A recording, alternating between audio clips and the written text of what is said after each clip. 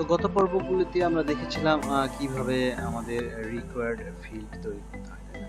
তো এই পর্বে আমরা দেখব কিভাবে আমাদের ফর্মের এই ইনপুট ফিল্ডগুলোকে ভ্যালিডেশন করতে হয়। যেমন ধরুন আমরা যখন এটিকে এমটি অবস্থায় সাবমিট করছি, আমাদের দেখাচ্ছে কি এটি ফিল্ড ইজ রিকোয়ার্ড। কিন্তু আমি যখন এই দুটিতে কোনো ভ্যালু বা কোনো কিছু ইনপুট করে আমি সেন্ড করছি, সেটি কিন্তু আমাদের প্রিন্ট করছে, তাই না?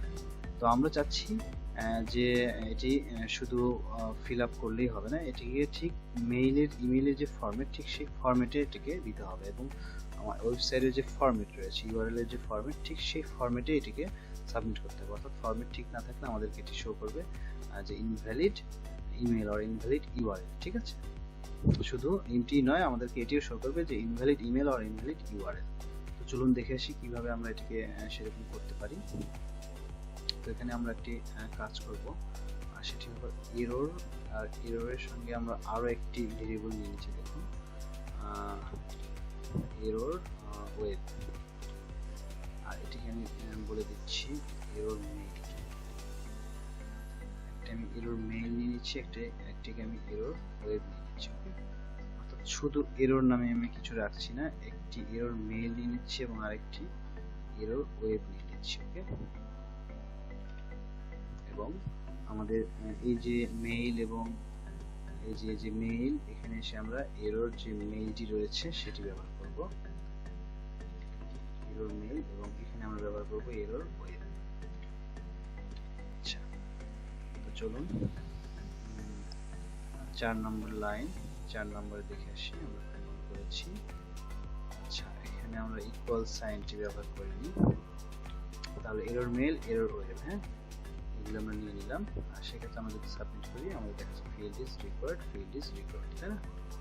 আচ্ছা, যেহেতু বলেছি যদি আমাদের এই দুটি ফিল্ড এমটি হয় তাহলে আমরা এরর মেইলে বলে দিচ্ছি ফিল্ড ইজ রিকোয়ার্ড এবং এরর ওয়েবে বলে দিচ্ছি ফিল্ড ইজ রিকোয়ার্ড। এবং এখানে আমরা একটি এলস ইফ ব্যবহার করব এখন, যেহেতু আমাদের এখন আমরা মেইল এবং ইউআরএল ভ্যালিডেশন করব। তো সেক্ষেত্রে আমরা একটি বিল্ট-ইন ফাংশন ফিল্টার var ব্যবহার করব এবং এখানে দুটি আর্গুমেন্ট পাঠিয়ে দিতে হয়। একটি হচ্ছে যে ফিল্ডকে আমি চেক করব, ধরুন আমি মেইল ফিল্ডকে প্রথমে চেক করতে চাচ্ছি, সেক্ষেত্রে আমার এই ফিল্ডটাকে আগে পাঠিয়ে দিতে হবে, দেন আমাকে একটি কমা ব্যবহার করে আমাকে বলে দিতে হবে যে আমি কি চেক করতে চাচ্ছি। যেহেতু আমি ইমেল ফরম্যাটটি ঠিক আছে কিনা, সেই জন্য সেই প্রপার্টি আমাকে ব্যবহার করতে হবে, অর্থাৎ লিখতে হবে filter validate URL, sorry email. ঠিক আছে, তাহলে কি হবে, এই ফাংশনটি আমাদের চেক করবে যে এই ফিল্ড থেকে আমি যে ভ্যালুটি পাঠিয়েছি বা নিয়ে এসেছি সেটির ফরম্যাট ঠিক ইমেইলের মতো কিনা। যদি ইমেইলের মতো না হয়, সেজন্য আমরা এখানে একটি নট ব্যবহার করব, অর্থাৎ এটি যদি ইমেইলের মতো না হয়, সেক্ষেত্রে এরর মেইলের ভেতরে সে বলবে, সেটিকে আমরা আপডেটে বলে দেব যে ইনভ্যালিড ইমেইল।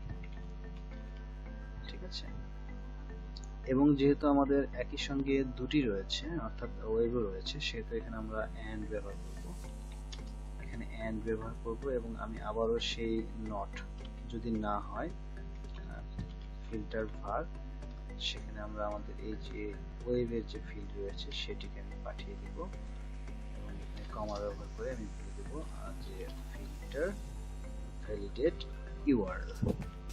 অর্থাৎ আমার এই ওয়েব ফিল্ড থেকে যে ভ্যালুটা আমি পাচ্ছি সেটির ফরম্যাট যদি ইউআরএল এর মতো না হয়, সেক্ষেত্রে আমি কি করব, আমার এই যে এরর ওয়েব রয়েছে এটিকে আমি আপডেট করে বলে দেব ইনভ্যালিড ইউআরএল। ঠিক আছে, তো চলুন দেখে আসি। আমি যদি এমটি অবস্থায় সাবমিট করি, আমাকে দেখাচ্ছে ফিল্ড ইজ রিকোয়ার্ড, এবং আমি যদি এগুলি পূরণ করে দিই, হ্যাঁ, কিন্তু ফরম্যাট কোনোটি ঠিক নয়, সেক্ষেত্রে আমাকে দেখাচ্ছে দেখুন ইনভ্যালিড ইমেল এবং ইনভ্যালিড ইউআরএল। আচ্ছা, যদি একটি সঠিক হয় এবং আরেকটি যদি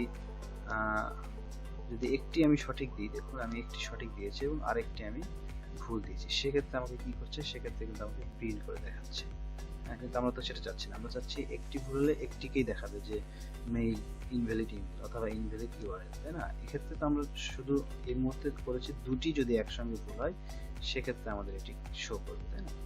কিন্তু একটি সঠিক হলে এবং আরেকটি ভুল হলে সেক্ষেত্রে আমাদের এটি শো করছে। তো সেজন্য আমরা এটি এখানে আরো একটি এলস ইফ তৈরি করব এবং সেখানে শুধুমাত্র মেইল যেটি রয়েছে সেই কন্ডিশনটি আমি পাঠিয়ে দেব। যেহেতু দুইটি যদি না হয় তাহলে অবশ্যই যে কোনো একটি ভুল, তাহলে আমি একটি একটি করে আবার চেক করব। যদি ইমেল ফরম্যাটটি ঠিক না থাকে তাহলে আমি বলবো ইনভ্যালিড ইমেল, ওকে, ইনভ্যালিড ইমেল। এবং আমি আরো একটি এলস ইফ ব্যবহার করব। আমি এটিকে ডুপ্লিকেট করে নিতে পারি, দেখুন আমি এটিকে আবার ডুপ্লিকেট করে নিচ্ছি। আমি একটু স্পেস ক্রিয়েট করছি যাতে সুন্দর করে বোঝা যায়। আচ্ছা, তো এখানে আমরা অবশ্যই এই পরের কন্ডিশনটি আমি আবার রিচেক করব। এখানে আমি এটিকে আবার রিচেক করছি এবং যদি ইউআরএল ফরম্যাটটি ঠিক না থাকে তাহলে আমি বলে দেব ইনভ্যালিড ইউআরএল, ওকে। তো চলুন এবার দেখে আসি। এবার আমি একটি ফিল্ডকে সঠিক রেখেছি এবং আরেকটি ফিল্ডকে আমি ভুল দিয়েছি। সেক্ষেত্রে দেখুন আমাকে বলছে ইনভ্যালিড ইউআরএল, ওকে। তার মানে আমার মেইলটি ঠিক ছিল কিন্তু ইউআরএলটি ঠিক ছিল না, এজন্য আমাকে দেখাচ্ছে ইনভ্যালিড ইউআরএল। আর কোনো কিছু না দিয়েই যদি আমি সাবমিট করি সেক্ষেত্রে অবশ্যই আমাকে দেখাবে ফিল্ড ইজ রিকোয়ার্ড, অর্থাৎ এমটি অবস্থায় সাবমিট করতে পারবো না, ঠিক আছে, ওকে। আর যদি আমরা সঠিকটি দিয়ে দিই তাহলে আমাদের অবশ্যই সবগুলি সুন্দর করে প্রিন্ট হবে, তাই না? আচ্ছা, দেখুন আমাদের সবগুলি সুন্দর করে প্রিন্ট হচ্ছে। তার মানে আমরা ইনভ্যালিড ফরম্যাটে কোনো মেইল বা ইউআরএল এখন আমরা এই ফিল্ডগুলির মাধ্যমে পাস করতে পারছি না, ঠিক আছে? কোনোভাবে আমরা এটিকে এইভাবে পাস করতে পারবো না, তাহলে আমাদেরকে প্রদর্শন করছি ইনভ্যালিড ইমেল এবং ইনভ্যালিড ইউআরএল।